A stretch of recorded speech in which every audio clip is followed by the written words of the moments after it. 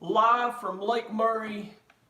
It's the Will Muschamp Show. Thank you so much for joining me this evening. I felt like as the Grand Wizard of South Carolina football that I need to at least reach out to the community, talk about the upcoming season, and possibly give some hope to you for those of you who need it. Now, you ask me, Coach Will, what have you been doing this season? Well, I'm glad you asked. First of all, old Coach Muschamp here is just letting my beard grow out. As you can see, I've shaved over the past few days, but normally I keep my face in a pristine, chiseled look so that when I cuss out a ref, he knows I mean business. But I'm just chilling out at the house. Next thing is, I've been pounding White Claws. In fact, these little mango ones are delicious.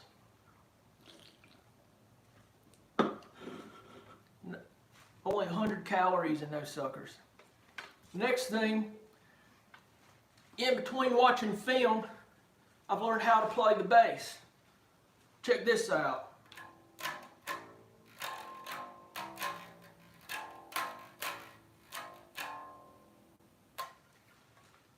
Very proud of that. Almost as proud of that as I am of our recruiting season. Let's talk about the recruiting season. This year, we saw some fine young men come into the fold of the Gamecocks. No other than Jordan Birch. Now, God knows I had to go over there, put the pen in his hand, and get him to trace his name onto the commitment letter while holding a 9mm to his temple. But he signed. And that's all that matters. It's really all that matters, folks. And once we get the young man on the campus, though he lives not too far from the campus, we know he'll be excited that I made him sign. I think his family made him sign too. Next up, Marshawn Lloyd. How many times does somebody bump their head from DeMatha and end up at South Carolina? I don't know. Not since I've been there. Marshawn Lloyd is going to be there. And with the grace of God and hopefully a few good offensive linemen, he can break runs in the upwards of 5 to 10 yards. Very excited about him. Luke Doty from Myrtle Beach, South Carolina. This young man is a talented gunslinger. He's got the ability to throw the ball. Tonka Hemingway. He's got two of my favorite names. Tonka Trucks, Ernest Hemingway. Smashed together. He's going to be one heck of a defensive tackle. I've got to read a few things. Y'all bear with me. A few names are getting smaller here. Tyshawn Wanamaker. You want to make a champion? Come to the Muschamp. You got that? Did you catch that? There's a lot of people who's experiencing depression right now. Upsetness, anger of everything that is going on and that we may have college football canceled. And I want to give you some hope out there to South Carolina fans. If you are scared to death that the 2020 season is going to be canceled, is that not a wish come true for you? I mean, imagine us getting to take this talent I just named and Ryan Holinsky. And we have to replace Brian Edwards. Ken Law, did y'all see him? So while there's some of you hoping that the South Carolina Gamecock football season is going to be ramped up, that we're going to be fine, I'm going to go ahead and tell you that the greatest thing that could happen is for our season to be canceled. Let me get me some more White Claw. Love mango. See, I'm here in my beautiful lake home on Lake Murray, an island. And I have so much money, it really doesn't matter to me whether we play or not.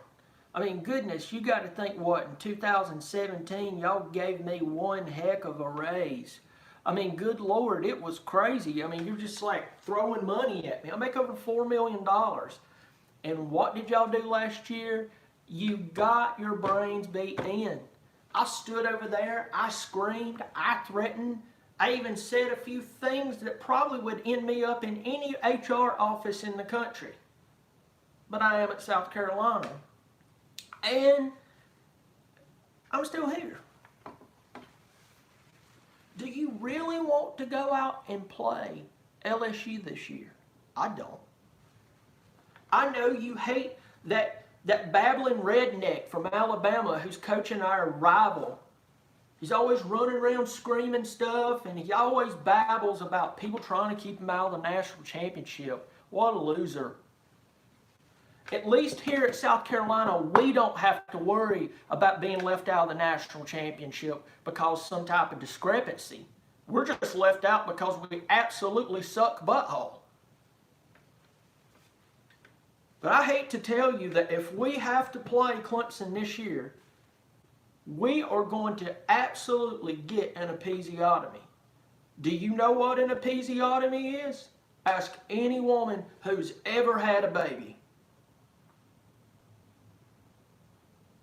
It's where they take, I won't even tell you. All I'm going to say is 2 holes become 1 big hole. That is what would happen to us when we play Clemson.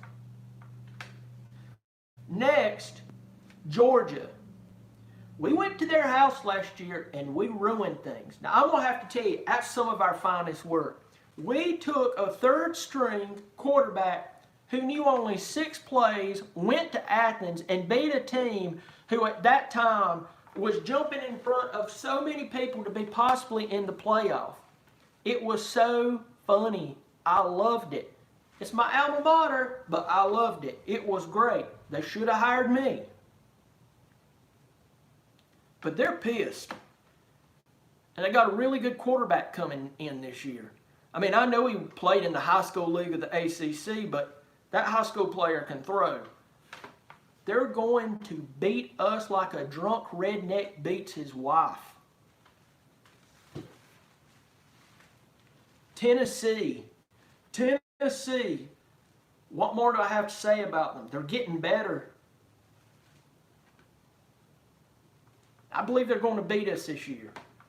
So while all of y'all are sitting there watching whatever you're watching, by the way, I just finished Outer Banks on Netflix. It was great. And I can tell you right now, I'm pulling for them youngsters to get all that gold. I'm pulling for them. In fact, I'm vicariously living through them. But all y'all people want Gamecock football to happen. And I ask you from the sincerity of my heart, why? Why on God's green earth do you want to see the season? Next, the question is social distancing. Will we be able to operate with social distancing then? Well, at the beginning of the season, maybe not so much. Like every year, Gamecock fans brainlessly wander into Williams-Brice Stadium hoping for the best.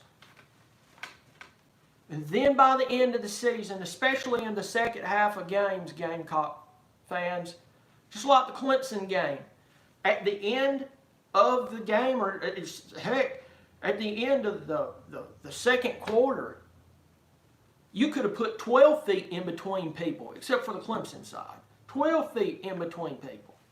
It was incredible.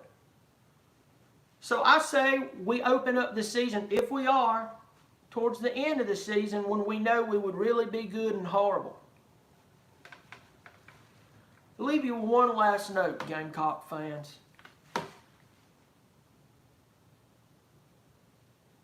And that's all I have to say.